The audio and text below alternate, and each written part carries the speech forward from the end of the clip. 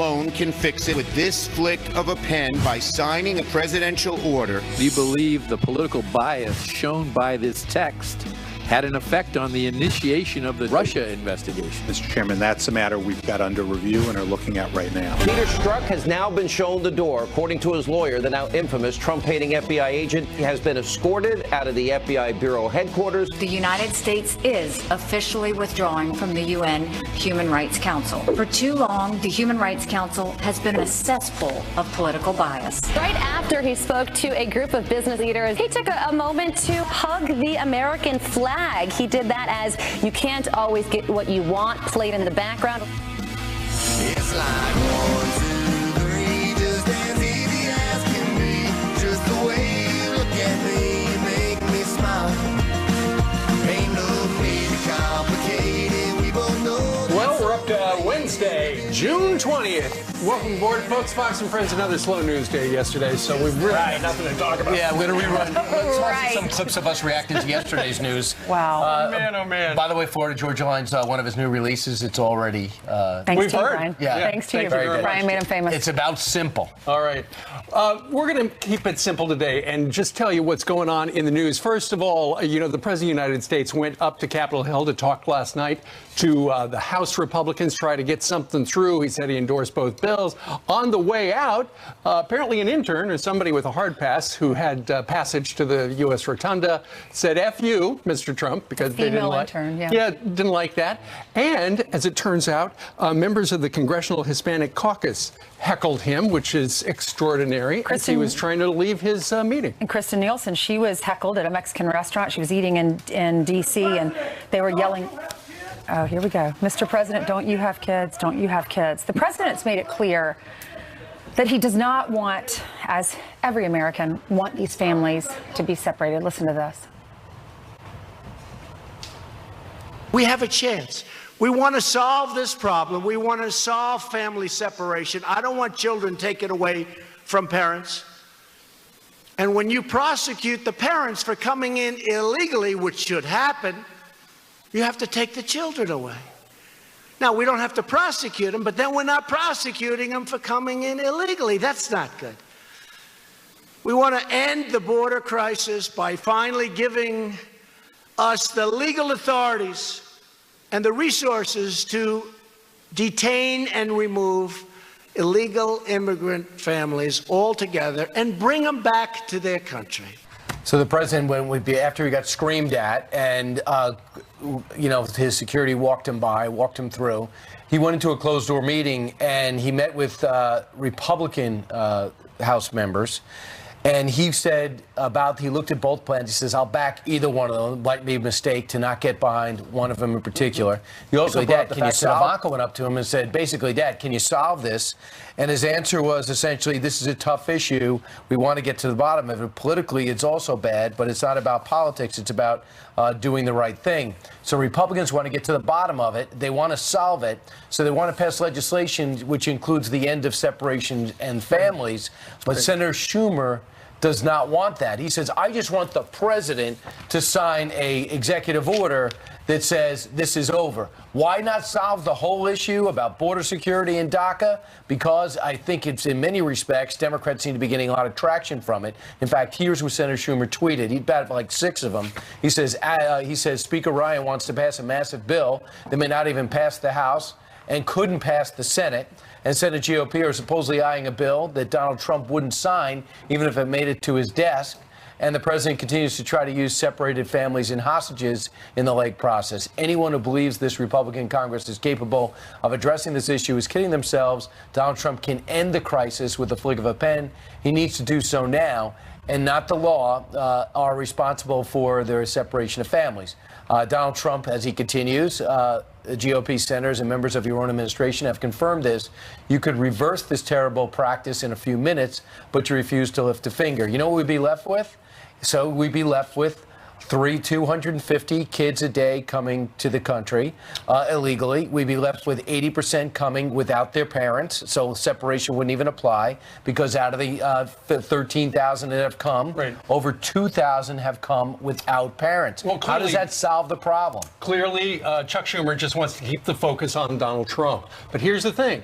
If Chuck Schumer is not willing to fix it legislatively, how long is he willing to stand by that policy if Donald Trump digs in his heels and does not change anything? Keep in mind, last night at the meeting Brian was talking about, apparently members of the Republican caucus, the conference, wanted to ask him questions about this. He didn't take questions, did not engage in any sort of discussion, but he said, we have to pass something. We have to take care of separation. It's too nasty. It's just too nasty. But so clearly the members of the Republican Party wanted to press him on, what are we going to do about this? His answer is, Congress, fix it with some laws. So Chuck Schumer's complaining because kids are being separated from their families. Indeed. Yet he wants the president to fix it with the stroke of a pen, and he is not willing to support legislation to fix it, right? Right.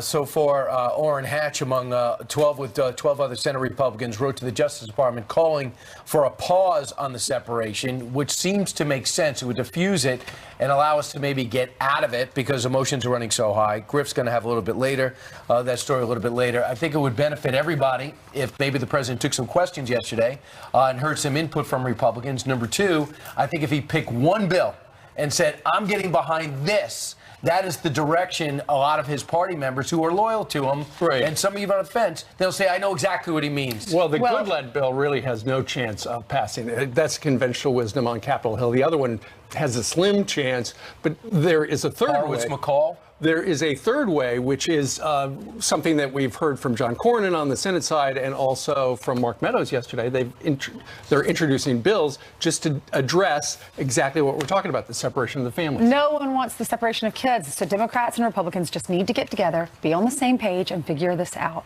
All right, so let's talk about what you probably didn't see yesterday unless you picked it up streaming.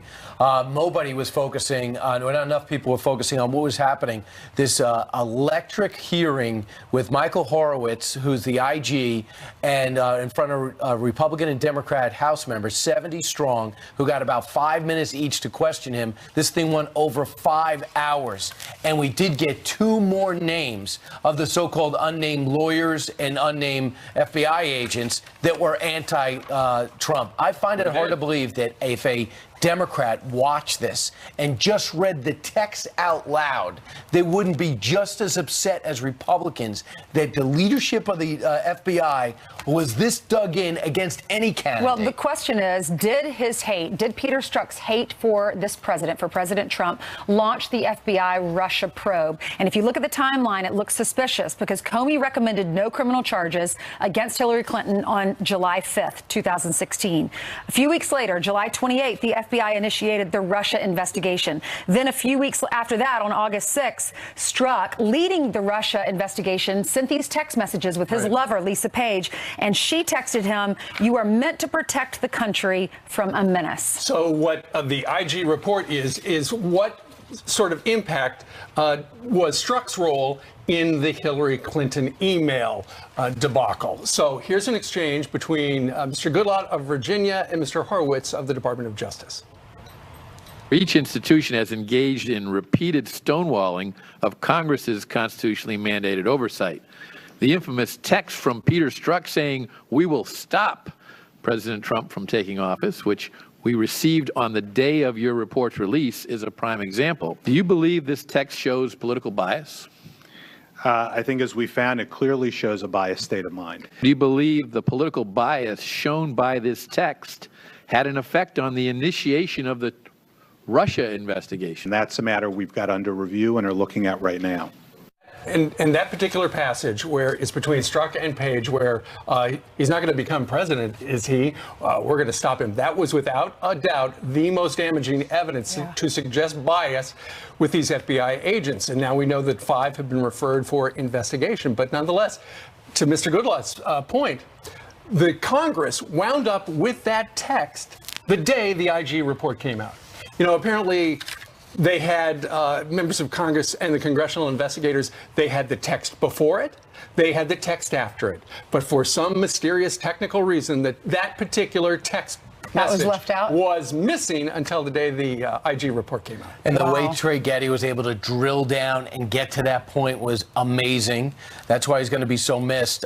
He is really zeroing in and pressed Horowitz in a way that said, how could you possibly, at the end of it, how could you possibly say there was no bias here? If you go into read the report, you can't possibly close it and say there's no bias. No, he said there was bias. There was a lot of bias at the FBI, no doubt about it. But they said ultimately the bias did not impact the ultimate decision whether or not to prosecute Hillary Clinton. All right.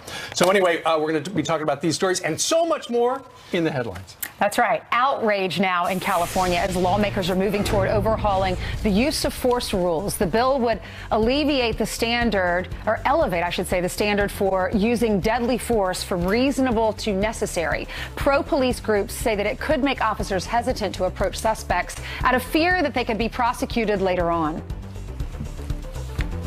It always blows me away when law enforcement fear for their life only when they're facing black and brown people. The measure is now headed for a second committee vote.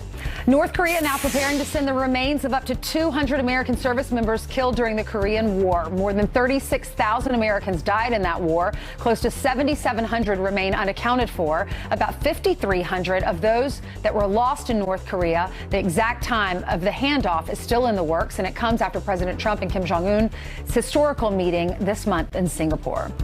President Trump heading to Minnesota today. It's his first visit to the land of 10,000 lakes since taking office. The president will hold a roundtable event with representatives from the mining and steel industry, followed by a rally in Duluth. President Trump will be joined by Republican congressional candidate Pete Staber, who is running in a traditionally Democratic district. And those are some of your headlines. And that jet is parked out at LaGuardia right now. Which I was reading. I didn't see it. What was the Trump jet? The big one that still says Trump. Sometimes you'll see it there. Yes. It's just right there. All right. Meanwhile, it's 6:12 here in New York City. A lot of talk about what's happening in our southern border, on our southern border. So what's it really like? Griff Jenkins has been on the ground there, getting a firsthand look with Customs and Border Patrol, and his report is coming up next. And you know my dog's Rocky and Apollo, but are they really smarter than cats? This morning, science has settled this age-old debate. By the way, two of the people in that, all three of those people in that picture will be here Friday. There's only one people there. Oh, yeah. I consider it a person. Fox and Friends. Well, as the immigration debate takes center stage nationwide and in our Congress, there are more than 16,000 agents policing our southern border at this hour, working to keep us all safe. Griff Jenkins got a firsthand look at what it's like on the front lines. More illegal immigrants have been apprehended crossing the U.S.-Mexico border here in the Rio Grande Valley sector, the point of the entire U.S.-Mexico border. Many of them taking this very path. So, Griff, this is one of the crossings that is exclusively used by the cartels to smuggle family units, and you can see all the trash, huge numbers. This looks like a children's backpack. Chief, you see here a diaper. So clearly a very small. Yes. An infant was brought here. That group that we apprehended, that group of 17 crossed this very spot today. They did, this yes. actual spot. Chief Padilla has brought us where 17 migrants have been stopped, apprehended for crossing illegally. Chief, what do we got here? Griff, so what you have here is a group of illegal aliens, primarily composed of family units and potentially some unaccompanied children. Chief, can you ask her if she's frightened coming as an unaccompanied minor? She has heard that we treat them right. She has heard that we treat them right? So this gentleman is saying he's coming from Guatemala, zero idea on a zero tolerance policy. Will these children be separated right now from their parents? Will it happen at the center? What will happen to them? Absolutely not. They are transported to the processing center.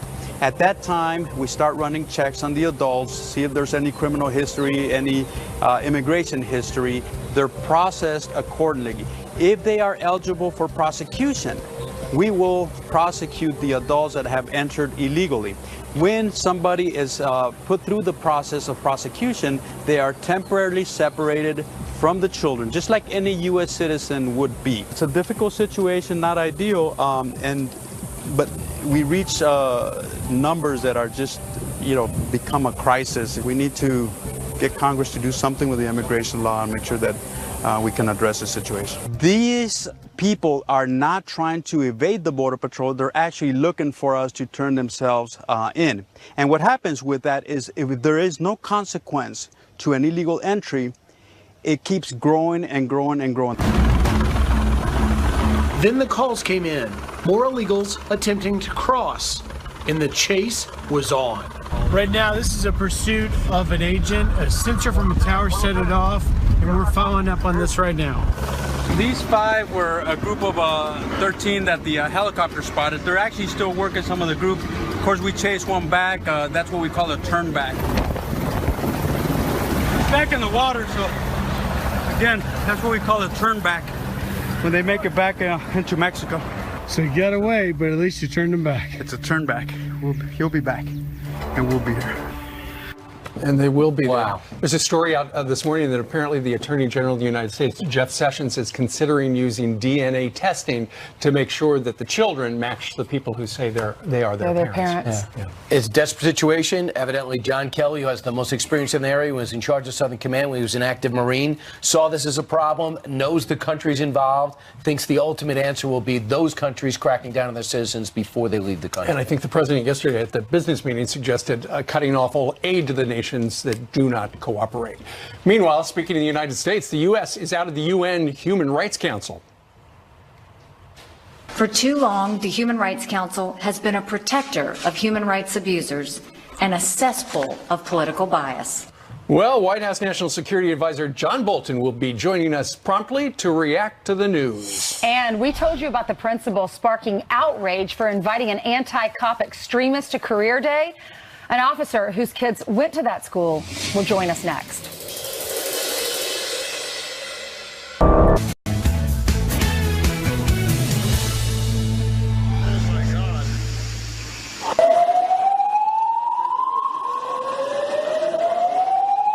Well, we got some quick headlines for you. A water main break flooding the Mandalay Bay Hotel in Las Vegas overnight. Water pouring onto the first floor of the convention center, forcing 1,000 people to evacuate. Crews working through the night to clean up the mess.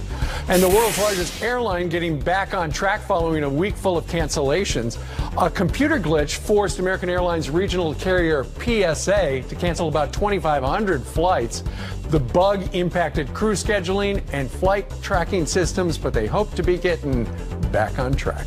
All right, Brian? Back to pen and paper. Meanwhile, a Chicago public school principal suddenly retiring after she outraged parents by inviting, get this, an anti-police extremist to speak to elementary school students on Career Day. Our next guest, children previously attended that very school, is an active law enforcement officer. He was also a member of the local council that originally elected the principal. Fernando Flores joins us right now. Fernando, how did this happen? I understand this guy who was Ethan Ethos was talking about poetry and activism, and it suddenly went off the rails. In what way? Well, in the fact that he started attacking the police, obviously he didn't realize the audience he was speaking to, because up in Wildwood, they're predominantly city workers, fire department, police officers. Well, half of those kids in those classes are police officers' children. Well, when you tell these children that your parents are killers and they're abusive and that they're racist, obviously somebody's going to take a little bit to heart. And these children were very upset. They went home, told their parents, and then it just snowballed and escalated at that point. I mean, evidently, if you look at his social media, it's pretty apparent how he feels. After an officer was killed, he posted online, F him and F his entire family. He also posted the term CPDK, which apparently stands for Chicago Police Department Killer. So he's pretty clear in what he believes. So why was it necessary to book him as a poet? That's a good question, especially when he touted himself as a poet and an activist. Okay, that's fine. I don't understand how lucrative that can be. But to take off on a tangent and again start attacking the police and telling these children that their parents are killers is absolutely incorrect. And it's his anti-police bias seems not only here in Chicago but across the nation, and it's dangerous at this point where we're at. So the principal has retired. Was that the right move? I think she did what she thought was best for her. Because it was going to get worse. I couldn't see it get any better. Right. What is your sense about grade school kids? I never forget Ron Kovic, who was pretty angry after the Vietnam War, spoke to our class when I was in grammar school and basically traumatized the entire place because of his views on war. I mean, should there be a screening process before anyone's booked like they have in college?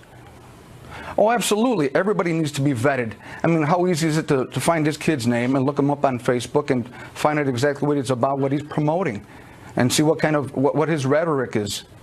What are the parents saying? Have you heard a lot of people rally behind you guys, or the other way? Oh no, absolutely. It's very positive. Wildwood is a very tight-knit community, and they all came together because they know this is for the betterment not only of their children, but for their neighborhood. I understand that it's becoming the murder capital. Chicago's becoming the murder capital of the country. What is your message to those on the outside, even people watching in Washington right now? What do you men and women need? Well, as it sits right now, over the weekend, we had 41 people shot. We had 9 homicides. None of those are police involved. How are the police the problem at this point? I think together, the community, together with the police, need to come to some kind of accord.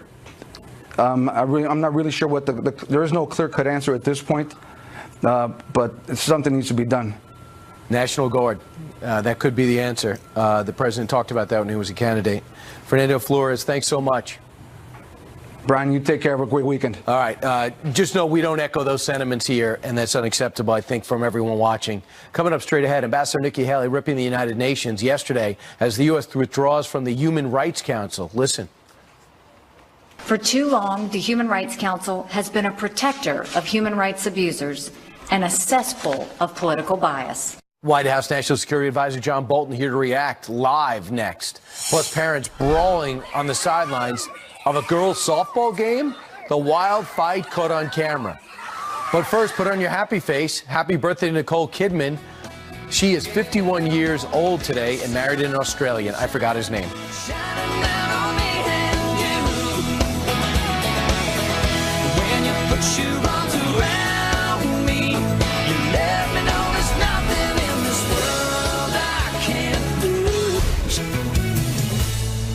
For too long, the Human Rights Council has been a protector of human rights abusers and a cesspool of political bias. The council ceases to be worthy of its name.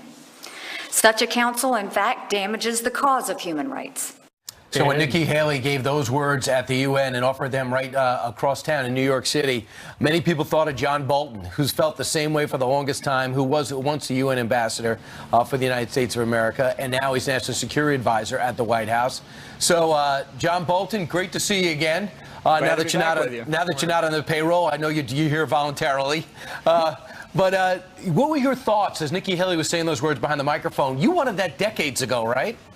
Yeah, I thought she was exactly right. I thought Secretary of State Mike Pompeo was right on target as well. You know, this decision in many respects has been decades in the making. The Human Rights Council, its predecessor, the Human Rights Commission, were really not places where human rights was a priority, strange as that may seem. So it's clearly the right decision to get off. It's the right decision to defund the Human Rights Council and the High Commissioner for Human Rights. And it's something I think that goes to the broader question of American sovereignty. You know, we're actually self-governing in this country. We have a constitution. We make our share of mistakes and we correct them. We don't need advice by the UN or other international bodies on how to govern ourselves. All right. So, John, officially leaving over a bias against Israel.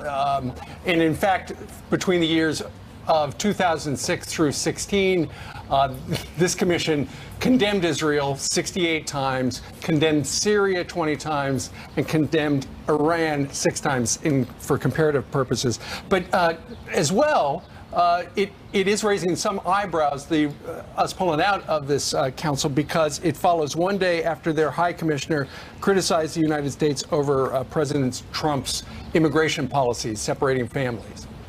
Well, it had nothing to do with that. This decision was made by President Trump weeks ago. It followed long decision-making and review of the Human Rights Council's performance. And as I say, it's something that reflects a widely held view in the United States. It's one reason why in 2006, when I was up at the UN, we voted against creating this council because we said it was not adequately reformed. It would not change its behavior from its predecessor, Human Rights Commission. And the last 12 years have simply proven that. So I think what Mike Pompeo and Nikki Haley announced yesterday was exactly the right thing. It does have these broader implications for American sovereignty around the world. You know, we did talk about Israel because it's singled out unfairly, but in many respects, Israel is, as the saying goes, a canary in the mine shaft for the United States. Countries that attack Israel do it because they think it's easier, but much of their criticism is really aimed at us. You know, there are many people watching that live in the middle of the country that are just, you know, trying to get dressed for work this morning. They don't know what this council is. They don't know what these commissions and these committees are. Will you just in layman's terms tell us, for those folks watching that have never heard of this council, what exactly it means to them at home?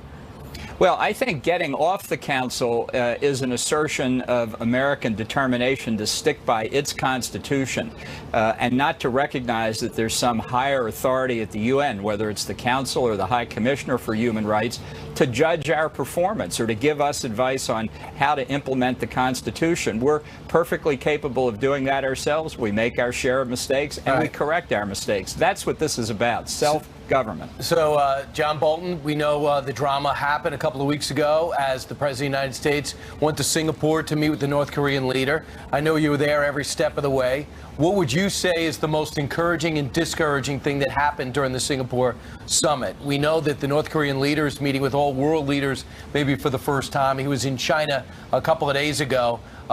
What did we get out of that?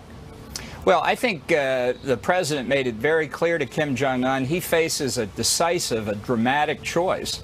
Whether after decades of development, North Korea is prepared to give up its nuclear weapons program, its chemical and biological weapons, its ballistic missiles, and turn away from that approach to its international relations. And if it does, can have a very different future. What and do if you it think? Doesn't, did they indicate to you, John, that they were willing to do this for the first time in your career? Well, they've said they would do it, and I think now we'll see Secretary Mike Pompeo and others meeting with them, discussing it with them, and we'll find out soon enough, I think, whether they've made this strategic decision. Well, if they do, then eventually the sanctions come off, at least some of them. How close are we to that? Well, I think the first move here is really for North Korea to make. They've said they want complete denuclearization. Now we're going to have to talk about how to achieve that. And I think you will see diplomatic engagement proceed very quickly. President Trump's been quite clear he doesn't intend to make the mistakes of past administrations, so lengthy delaying talks, I think, are not in store. I think we'd like to move quickly, and if they're serious, North Korea should want to move quickly too. And if they're not, the sanctions go back on, and we urge the world community to do the same. What if the genie's out of the bottle and they won't? Well, I think the president's made it very clear that they're facing a choice, and that until we get real evidence, palpable, concrete steps of denuclearization, all the sanctions will stay in force. We're urging everybody to continue them, and we'll watch very closely what North Korea not only says, but what it does. Smart. Proof is in the pudding. Thanks so much, John Bolton. We appreciate you Glad to being be with us live. All right, now to some more headlines. A convicted rapist caught on camera trying to kidnap a jogger is arraigned from his hospital bed.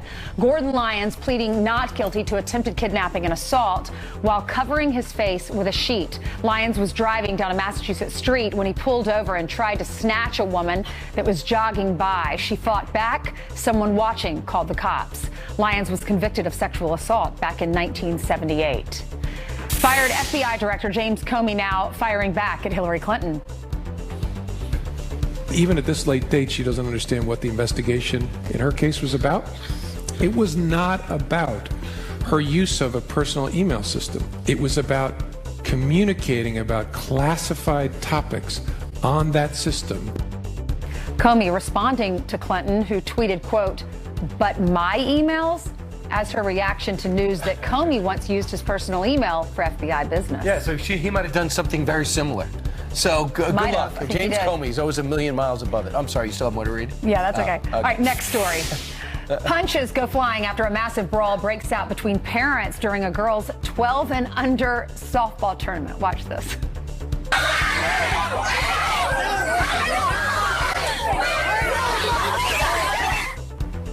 The brawl started as a shouting match between parents from competing teams. Both teams competing in the Tennessee tournament were disqualified. No one was hurt or arrested. Is that what your girls' soccer? It has not happened like that, but it's gotten close a few Wait, times. who's this? Go ahead, please. All right, we all know so much about Brian. He loves his dogs. They're named Rocky and Apollo. That's all I've told you. And now we finally have an answer to the age-old question. Which are smarter, cats or dogs? The answer, drum roll, dogs. Researchers at a university in England finding dogs have more brain power. Dogs have around 530 million neurons, and cats only have 250. Well, they got smaller heads. That's true. Right? I mean, Yeah. does that have anything to do with it? Right. Right. Not as much space in there for the neurons. Exactly. If dogs are so smart, why do they drink out of the toilet? Because it's there, and you left the toilet seat up, Steve. Wait a minute, your dogs have a lot of neurons because these are the biggest dogs you've ever seen. They're like bears. And they are extremely smart. And guess what? For the first time since really their 12-week point, they'll be back in studio because I told them about the new studio. Friday, right? Friday is Take Your Dogs to Work Day. How It's do you taking even get both. them in your car? We don't know how exactly we're doing it yet. Is and Dawn what am I coming going with to do you? when I'm on radio? Brian, your dogs are really smart. They'll figure a way to town. Right. You watch. They're not cats. You got All to right. take them to radio too. Meanwhile, it's time for some extreme weather. And Janice, look at that. It looks like some severe stuff in Kansas and Nebraska. You're right. And Colorado. Look at the storm reports, several tornado reports as well outside of the Denver area. Take a look at this video. Thankfully, no one was injured during the making of this video, but that is an incredible looking tornado. I mean, it looks like something out of a movie. This is Weld County, Colorado, and this is right outside of Denver. No one has been injured with these severe storms. Thank goodness for that. Look at those horses. They're just like, doo-doo-doo. Right, absolutely. How many neurons in a horse?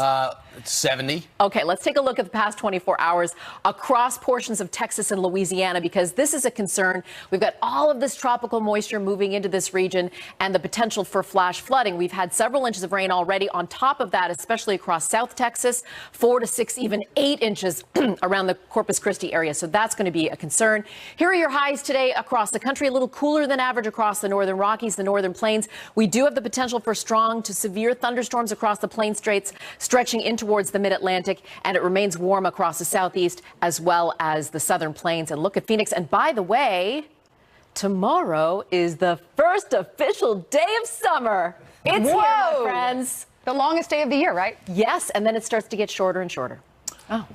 Right. But we'll love it for now. Because the sun goes down, but it's still the same amount of time in a 24 day. Right, very good point. sunshine. A lot of neurons up there, Brian. Thank you. Tons.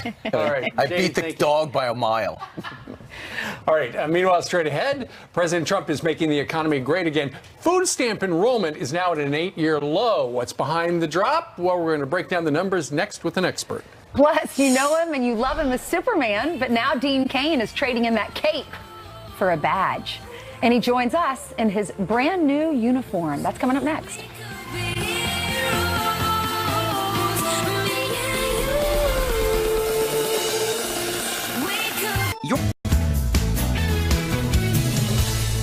Some quick headlines now. How do I know? Look at the title. Pot smokers now have nothing to fear in the Big Apple. The New York City Mayor Bill de Blasio, who never feared pot, announcing that new policy. Under the new policy, New Yorkers with no prior record will receive a summons instead of an arrest for smoking marijuana publicly. The changes come after critics accuse the NYPD of targeting minorities for low-level marijuana crimes. I move on. Canada is now the second country in the world to fully legalize marijuana. The Senate passing on a landmark bill paving the way for recreational cannabis to be legally bought and sold as early as September. Under the law, Canadians 18 years or older will be able to grow up to 4 plants and carry up to 30 grams for personal use. But Canadian football will still only have 3 downs. Steve? All right, Brian, thanks. Meanwhile, food stamp enrollment plummeting to an 8-year low. The Department of Agriculture reporting a drop in SNAP participants to just over 40 million. So what's going on? Our next guest says he thinks it's largely in part to President Trump's policies. Joining us right now to explain is the Vice Chairman of the Center for Urban Renewal and Education, Mark Little. Mark, good morning to you. Good morning. How are you, Steve? I'm doing okay. So why has food stamp enrollment dropped to an 8-year low? I tell you, Steve, first I have to say the dramatic reduction of 2.2 million food stamp recipients in the first 18 months of a Donald Trump presidency is a step in the right direction, because we know that a family of 4 receives an average of $465 a month in food stamp benefits. We know that's just not enough to sustain a family. And so it's a win, because these folks are getting back to work. It's a win for the president. It's a win for the nation. I think there are a couple of factors that contribute to that dramatic reduction. I think the president has unleashed free enterprise. He unleashed free enterprise by implementing rules, by cutting federal regulations, by signing the Tax Cuts and Jobs Act that did exactly what it was intended to do. And Mark, create jobs. Absolutely. And speaking of the jobs, right now there are more jobs than people, and we've got some stats we're going to put up on the screen. Right now, 223,000 jobs were added in May. The unemployment rate is at an historic low, 3.8%, and the labor participation rate has gone up as well. So if people want to find a job, there are jobs out there. But also at the same time, Mark, I understand the administration has clamped down on food stamp fraud. Yes, the administration is doing a great deal of work, both at the federal and the state level. And as you may know, in April of this year, the president signed an executive order strengthening the workforce requirement across all the agencies, including the USDA and HUD. So those things certainly contribute to where we are. And as the stats show, Steve, we've got a workforce participation rate of 62.7%, and I believe it's climbing. And let's not forget, we've got the lowest unemployment rate for African Americans in recorded history. All right, put it all together. Fewer people need assistance. Of course, anybody who needs it, the government program is there to help them. Mark Little, the Vice Chairman of the Center for Urban Renewal and Education, thank you very much for joining us live from LA, sir. Thank you for having me. You bet. All right, still ahead on this Wednesday, Jason Chaffetz is going to be joining us. We're going to be talking about the IG report. Acting ICE Director Thomas Homer, we're going to be talking to him about what's going on our southern border, and Congressman from Florida, Ron DeSantis. The booming economy is seeing these two business owners thrive, and they're helping our heroes in return. You're going to hear their stories. Thumbs up coming up next.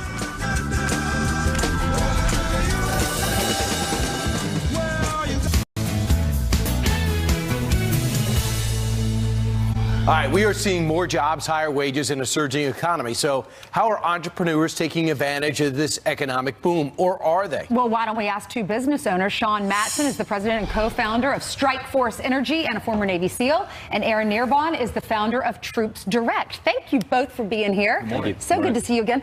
Tell us about the transition from the battlefield to the business world. I mean, the economy is booming. Has it been pretty easy for you under this administration? It has been. And, I think the thing is, the policymakers obviously make the policies and put this, and then it's us as entrepreneurs out there we're the boots on the ground type guys that are pushing this and taking the what they give us and leeway and things, and then actually implementing that and driving and helping the economy. When I introduced you, I totally ignored this amazing suit. Are you selling this too? No, this is a nice suit from Shinesty. They're good guys, and we like to reference. The great thing, Sean, is Americans, for the most part, love to support our vets when they start a business, and you found that, haven't you? Yes. Typically, I think it's 2/3 of Americans typically like to try to buy from veterans or American-made companies. So that's a huge number. And then, we have a great product, but also we have a social mission impact, and giving back to what we do with Troops Direct and other organizations that we've partnered with out throughout the years. All right, so Aaron, tell me about Troops Direct and how it's been affected as more people have maybe some disposable income. Sure. Well, Troops Direct is the only nonprofit of its type. And what we do is we supply American forces around the globe with any critically needed items that they can't access through their supply chain. So no cookies and candies, but things like medical equipment, helmets, whatever it is, we can get it to any American around the globe. Wait, what do you mean helmets? They can't get helmets? Sean, why don't you comment on that? Sometimes it does become difficulty getting a newer helmet and things, and that's actually a Team Wendy helmet. The outer skin of it is a Mattbox skin. It's one of my other companies that I own. We do a lot of innovative technologies and products that we sell back to the government. Gotcha. But see, the public thinks that our service members have everything they need. Yeah. And what really happens is so many forces, especially the special operations units, are deploying so fast nowadays, as we see, that often what they need, they just can't get. And so Sean, we're supplying it for free to them. Strike Force Energy, great. You add it in water. How is your company helping Troops Direct? Our summer campaign, Give Back campaign, is we have a discount code that's Send It. We are taking and matching every order from now until Labor Day. So if you buy a box, we're donating a box. We're going to donate it to Troops Direct, and they're going to send it downrange. Exactly. Right. Well, guys, thank you very much, Sean Matheson and Aaron from Troops Direct. It's the flavor of freedom. That's right. Before we go, I want to present all of you with a Troops Direct lapel pin. Thank you. You only go to our closest and most special supporters, and Fox and Friends has been with us since day one. So thank you for your guys' support so much.